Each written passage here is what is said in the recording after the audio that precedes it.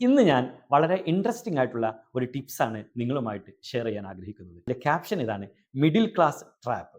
ഇന്നത്തെ കാലഘട്ടത്തിൽ middle class family silent ആയിട്ടുള്ള ഒരു ട്രാപ്പിൽ അകപ്പെട്ടുകൊണ്ടിരിക്കുകയാണ്. ഇത് അവർക്ക് ബുദ്ധി ഇല്ലാത്തത് കൊണ്ടല്ല, മറിച്ച് പണം എങ്ങനെ പ്രവർത്തിക്കുന്നു എന്നതിനെക്കുറിച്ച് അവർക്ക് ആരും പഠിപ്പിച്ചു കൊടുത്തില്ല.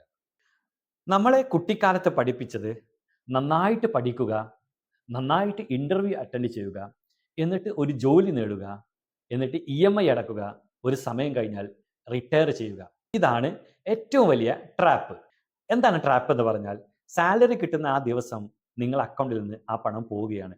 ലോണ് ലോണ് ലോൺ എന്ന് പറഞ്ഞിട്ട് ബൈക്ക് ലോണ്, അതുപോലെ ഫോണിന്റെ loan, car loan, home loan, വീടിന്റെ ലോണ് എന്നൊക്കെ പറഞ്ഞിട്ട് ആ പണം എന്ത് ചെയ്യാണ്, നിങ്ങളുടെ അക്കൗണ്ടിൽ നിന്ന് ഒഴുകി പോവുകയാണ്.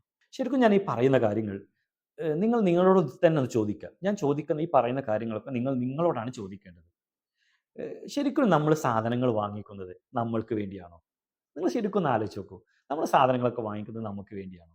അല്ലെങ്കിൽ ആ സാധനം നമുക്ക് ആവശ്യമുള്ളത് കൊണ്ടാണോ നമ്മൾ വാങ്ങിക്കുന്നത്?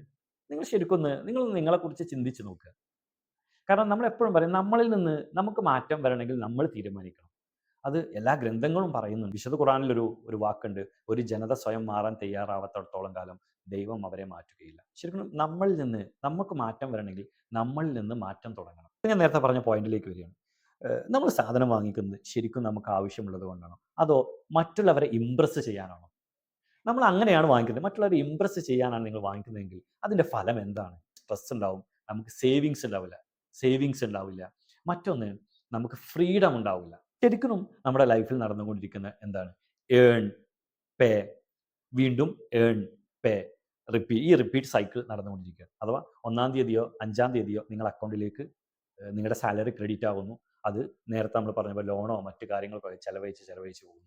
വീണ്ടും അടുത്ത മാസം 1-ാം തീയതി വരുമ്പോൾ വീണ്ടും നമ്മുടെ അക്കൗണ്ടിലേക്ക് ക്രെഡിറ്റ് ചെയ്യുന്നു. ഈ കാര്യം റിപ്പീറ്റ് ചെയ്ത് തന്നെയല്ലേ നിങ്ങളുടെ ലൈഫിൽ പോകുന്നതെന്ന് നിങ്ങളെക്കുറിച്ചൊന്ന് ചിന്തിച്ച് നോക്കൂ.